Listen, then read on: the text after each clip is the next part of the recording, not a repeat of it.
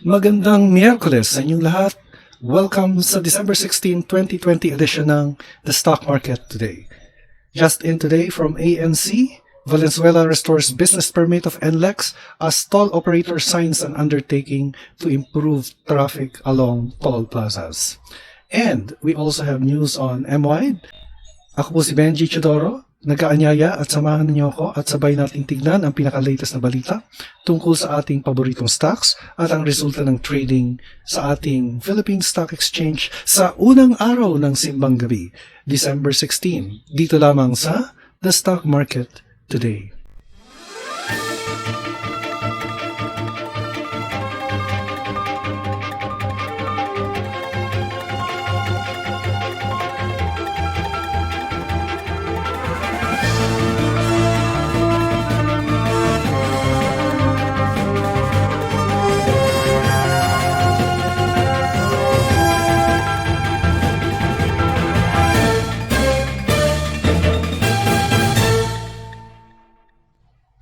Bago pong lahat, basahin po muna natin ang ating mga reminders at disclaimers. At habang binabasa po natin ito, kung first time niyo po dito sa ating channel, ay nag-start po ako magbigay ng daily stock market report noong August. I invite you to subscribe to my channel so you will always be updated with the latest news and information on the stock market and the most active stocks in the PSE. I am a retired employee of one of the Philippines' largest banks. I was also an OFW when I was assigned to our branch in Hong Kong as head of compliance. Mga 8 months din po akong namalagi sa ibang bansa. And after that, I was assigned through the grace of God as Chief Compliance Officer of a bank subsidiary. Since early 2000, I started investing in UITFs, and a few years later, I started investing in stocks. I review the most active stocks in the Philippine market using technical analysis, and sometimes I add a bit of fundamental analysis. By the way, if you want me to review your favorite stock, please comment on the comment box below, and I will do my best to do the review. Our Philippine Stock Exchange Index is just moving sideways. For the past 3 days, it has been a green for the PSE, followed by a decline yesterday, then another green candlestick, but the closing price is almost the same. So last Monday, the closing price was at 72.81. Ngayon, nasa 72.99.70 or just barely 0.30 points shy of the 7,300 level. So it's respecting, or it is just within the resistance area of 7,300. Yan po ang resistance level natin. Now, if we'll take a look at the market summary, 133 companies advanced, 90 companies declined, while 47 remained unchanged. There was net foreign selling. As for the sectoral indices, all sectoral indices are positive except for the services, which registered a decline of 0.09%. The gainers were led by mining at 1.71%, and it is followed by the holding companies and properties. So positive po tayo ngayon, no? While the broader all-share index also registered a positive result at 0.68%. So let's now look at the most active stocks, and we will be reviewing them. By the way, if you have stocks in mind that you want me to review, please comment on the comment box and we will prioritize them. Okay, let's now review MPI, MWIDE, BDO, SM, PHA, AR, APL, Fruit, VSC, and Double Dragon. So let's now start with the stocks with the news. MPI. Okay, MPI is just consolidating in this level. Actually, its nearest resistance is nandito siya sa 450, ang nearest resistance niya. And the nearest support is, yung nearest support niya, 4.30. Now, MPI had this news earlier. I was listening to ANC, the ABS-CBN news channel, and ini-interview si Rex Gatchalian, and it appears nga na yung business permit was already restored, yung business permit ni NLEX to operate the toll plazas along Valenzuela City. And I was looking for news, wala akong makita. So what I got was the Facebook page of Valenzuela City. Ang sabi doon, totoo nga na nag-lift na, no? Pero conditional siya. No? Conditional yung lifting ng suspension of the business permit. Okay. Can you see it? Ito na siya. Now, this is from the Facebook page of Valenzuela City. Okay, can you see that? The city government of Valenzuela and NLEX Corporation have come to a meeting of minds this morning, 10:30 a.m., December 16, 2020. Both parties believe that this is the right direction to take to ease the burden of the riding publics. So there was an agreement, no?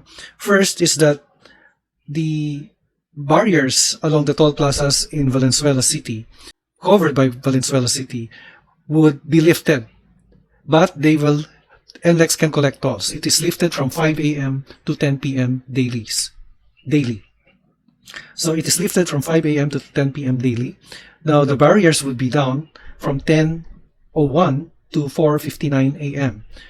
And there is a reinstatement of cash lanes in strategic location, the RFID system and account management upgrade that will be addressed by NLEX to address the growing consumer complaints, to be completed on or before January 30, 2021.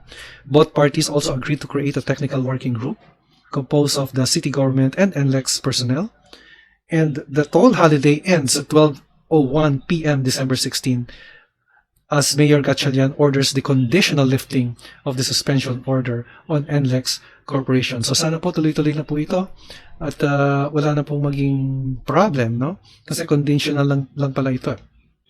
So for MPI, the nearest resistance is at 432, while the nearest support is 432, while the nearest resistance is at 455. So let's now take a look at the next. MWIDE.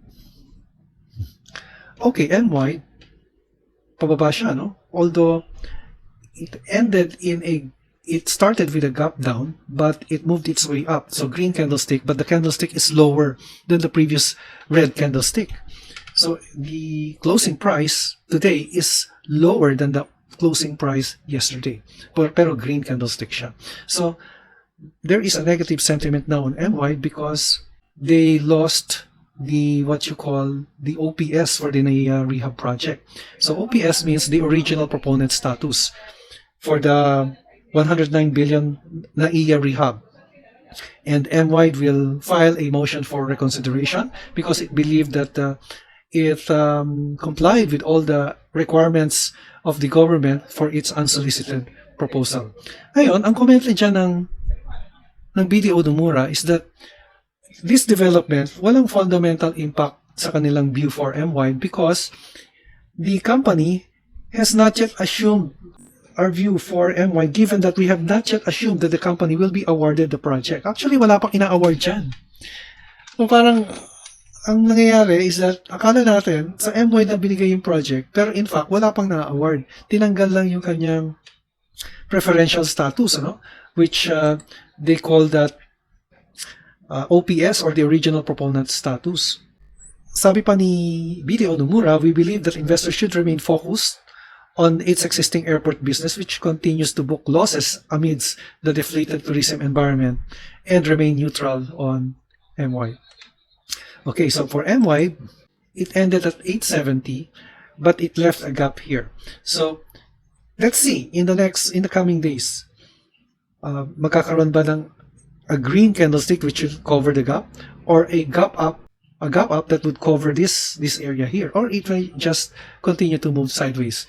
I drew a trend line here, and the trend line is moving down. And if you'll see the RSI, it's below 50. 50 to 70 kasi is a bullish sentiment, while below 50 would indicate a bearish sentiment.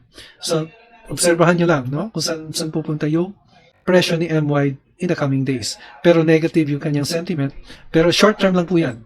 No? It's a negative sentiment in the short term because MWIDE naman is a good construction company. Okay, let's take a look at BDO.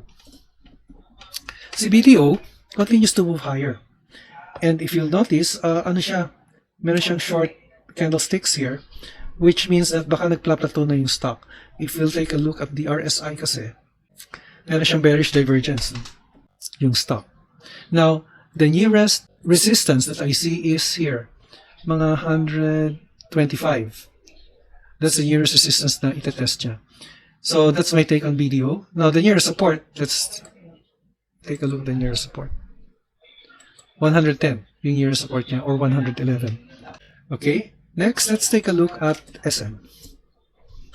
Okay, SM continues to consolidate, and I drew a Darvas box here which would indicate that the upper level would be the resistance 1071 or 1072, while the lower level will be the support at 969. So I think that as with the PSE, it will just continue to move sideways, and if you'll see the RSI, halos pantay lang siya. Halos pantay lang. It's neither moving up or down. Okay? So that's my take for SM. Now let's go to PHA. Si PHA, oh, look at that. Breakout. Nag-breakout ulit si PHA. So if you'll notice here, yung pattern ni PHA is that after a breakout here on November 19, nag-consolidate muna. Then it had another run here, December 11, December 12, tapos nag-consolidate. After 2 days, umakyat ulit. Mag-ingat na kayo dito because meron bearish divergence yung RSI from here to here. So tingin ko dyan is mukhang nagpla-plateau na yung kanyang presyo. So tingnan nyo pa, no? Kasi PHA, ito yung pinaka mataas na level niya, no? 1.2. Ngayon, let's check the weekly. Okay. Probably, okay, the next resistance level would be here, 1.40. It may test that. 1.46, more or less. So, ingat lang tayo dito sa PHA because baka mag-end na yung kanyang run. Okay, next, AR. AR had a red candlestick today. Now, this looks like an evening star, although the body of the candlestick is longer. Pero it is a sign of reversal. Now, the next candlestick that we will see should be another red candlestick to confirm that reversal. Ngayon, kung green yan, maaaring tumaas pa. Like here, oh, may green candlestick dito, may red, tapos nagkaroon ng doji. Pero doji kasi is an uncertain candlestick eh. Kung red yan, maaaring pababa. Pero it had another green candlestick, and right now it's a red candlestick. So, to confirm the sign of reversal, there has to be another red candlestick. So right now, Abra Mining is at, this is the highest, I think, no? Yung highest point niya was 0.34, which happened today. Again, ingat din tayo dito because merong bearish divergence yung RSI. Yan. Bakit bearish divergence? Because here, tumaas siya, no? Tumaas siya ng 91.58. Pero as it went up further here, the RSI did not climb as much. 89 na lang dito eh. 89.73 against 91. So ingat lang tayo, maaring nagre-reverse na yung trend. Now, RSI is a leading indicator. But, pero yung ating indicators dito, yung EMA 20, 50, and 100 are lagging indicators. Meaning, nahuhuli siya. Leading, nauuna. Okay? RSI is a leading indicator. Okay, next, let's take a look at APL. Okay, APL. Oops. Evening star. Meron siyang evening star dito. So, nagkaroon siya ng surge dito. This is what you call a breakout. Pero here, nagkaroon siya ng evening star. Now, tingnan lang natin, no? Kung another red candlestick nagbago yung trend or hindi siya tutuloy, maaring magko-consolidate lang. Or if there is another green candlestick, maaaring nagko-consolidate lang yung stock. So obserbahan lang ho natin because yung RSI natin, ano lang na siya, naka-level lang siya. It's either that nagko-consolidate lang to or nagpapahinga lang yung stock. And if we see a red candlestick here, then maaaring nagbago na yung trend. A green candlestick, a short green candlestick would confirm that it is consolidating, but a longer candlestick, a red or a green candlestick, would indicate that the trend is still moving up. So that's my take for APL. Now, fruit. Okay, fruit. This is a shooting star, yes. It had a shooting star today. This is a red candlestick here, but may mas mataas na ano dito level eh. So tumaas yung candlestick, pero shooting star ang nangyari dito. A shooting star is a sign of reversal. Kaya lang mas mataas siya no. it opened at 1.77, meaning a gap up from the previous close. But it ended lower. So, yun yung shooting star niya. Pero, there is still a bullish sentiment because tignan nyo yung ating RSI. Tignan nyo yung ating indicators. Pataas pa rin siya. And all our three indicators are lined up. Now, if you take a look at our RSI, meron siyang neutral siya actually. So, hindi siya pataas, pababa. So, it means that may possibility na mag-move up pa yung stock. Now, here, we can probably, kasi ang tingin ko dito is, it will still move further up. So, this is the channel that it is moving up. Yung fruit. So, yung lower channel approximates the MA20. So, I would place the support at MA20, 1.37. Yan yung nearest support niya. And the nearest resistance of fruit, let's take a look at the nearest resistance. Nandito siya sa 206. That's the nearest resistance. It may test that level first. Okay. Then, BSC. Okay, BSC. Ooh, BSC continues to move higher. Kasi solid green candlestick siya. And our indicators are still moving up. Now, nearest resistance nito, or did it break the resistance level? Let's take a look. 0.4350 is the highest level that we had. So, I cannot place a resistance level here dahil nasa resistance level na siya.